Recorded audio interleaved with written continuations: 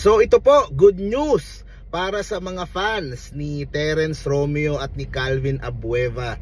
Kaya yung pong mga matagal nang humihiling sa Gilas na baka naman kunin nyo na. Mga fan favorites po ito. Maraming mga fans yung dalawang sinabi kong yan. Sila po ay nakita ngayong araw doon po sa practice sa PhilSports. Okay? Ngayon po, Monday, unang araw ng Gilas under kay Coach Tim Cone, maglalaro sa Asian Games.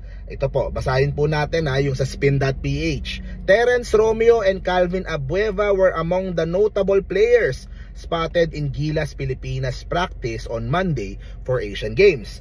Romeo and Abueva, who have not been called up for national duty in a while, were among those present at the PhilSports Arena along with fellow new faces Stanley Pringle, Mo Tautua, and Jason Perkins. So yung tatlo, so lima sila, limang bagong pangalan yung pong kasama. Okay, merong mga pictures na malalayo na medyo blurred. Ang nakita ko dito si Newsam, si Coach Jong, hindi ko na maninag yung ibang mga players medyo blurred na pero it looks like kasi pito walo from the old World Cup team, kasama si Newsam, si Oftana, tapos sila Scotty, Japet, Junmar, tapos Brownlee, tapos kung makakasama si Kwame. So sila yung mga nagpractice na before for World Cup Gilas So plus idadagdag mo tong lima. So yun nga yung sabi nila Coach Tim Cone, plano nila, wala nang pool. Siguro gagawa sila 12 plus isa, dalawang reserves. Baka ganun lang yung gagawin kasi wala nang oras para magkaroon ng pool. Titingnan mo pa, alamin mo pa, pipili pa tayo, wala na. Basta kung sino yung imbitahan, malamang sila na yung makakalaro. Diba? At the very least, reserve yung isa o dalawa. So kayo, anong tingin nyo? Dito mo makikita yung pong commitment galing kay Boss Al Francis at San Miguel. In fairness, of course si Terence, excited po ang lahat. Syempre ang tagal na wala, yung injury, 'di ba? Matagal nating hindi nakita maglaro. And maraming humihiling talaga na gusto nila Terence Romeo diyan sa Gilas, 'di ba? Pero ito na, kumbaga kung tutuusin, pwede namang hindi isugal ng San Miguel kasi 'di ba, kakaano lang kakagaling lang tapos isusugal mo baka 'di ba? Merong ganun merong baka delikado na ma-injured uli. Pero talagang naisip siguro nila, ayaw nating mapahiya dito. Mukha ni Boss Ramon ang nakalagay dito. Kailangan we give it our best.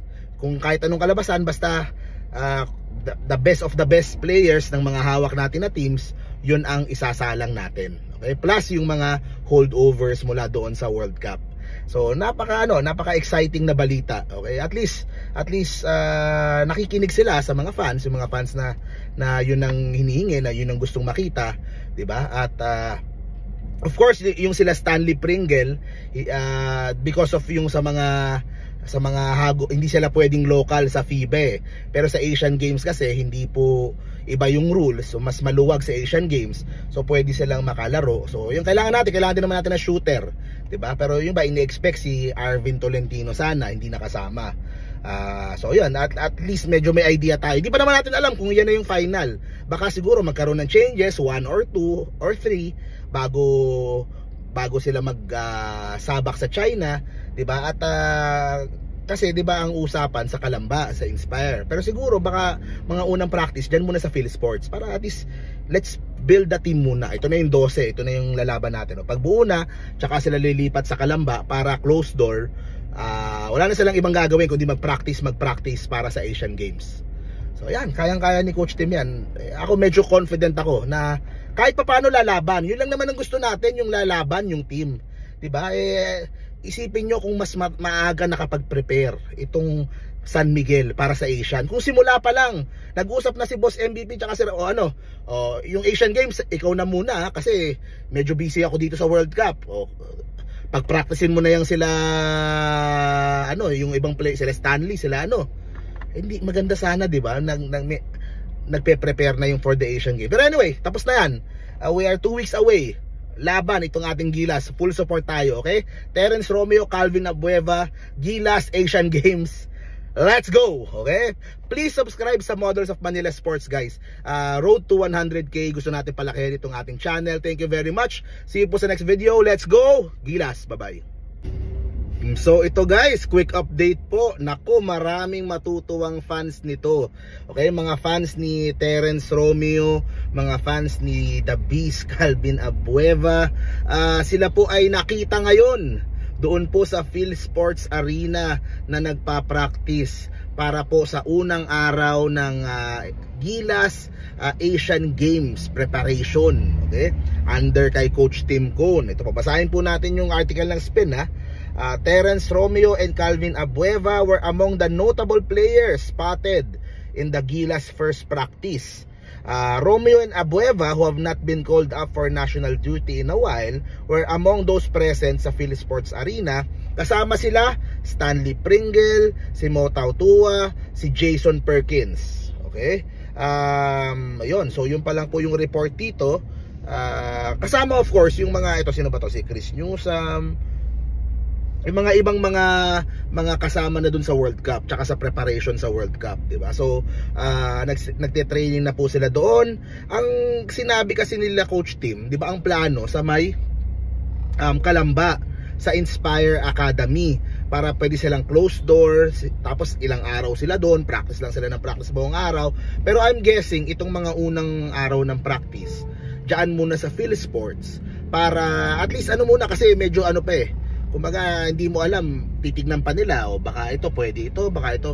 Pero di ba ang sabi naman nila Coach Tim, yung papapuntahin sa Lunes more or less sigurado na. Hindi na sila tatawag ng pool, hindi na more or less mga 12 na. Siguro kung magpapasobra man, 1, 2, 3, ganun lang yung pasobra. Para yun na talaga, kasi wala nang oras. We are 2 weeks away from the Asian Games, diba? So yung mga nandyan, yung sinabi kong 5 pangalan, malamang baka kasama sila.